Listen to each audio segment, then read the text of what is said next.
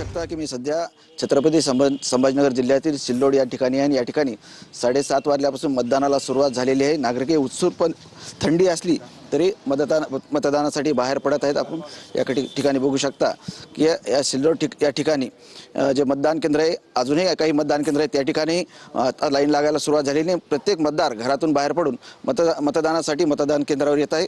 शेजारी जिल्ह्यामध्ये 6 नगर परिषदेसाठी आज मतदान होत आहे। खास करून पैठण, सिल्लोड, गंगापूर, वैजापूर, खुलताबाद या ठिकाणी ही मतदानाची प्रक्रिया पार पडणार आहे। परंतु सिल्लोड, पैठण आणि वैजापूर ही नगर परिषद आपण बघितली तर या ठिकाणी राजकीय प्रतिष्ठा लागलेली आहे।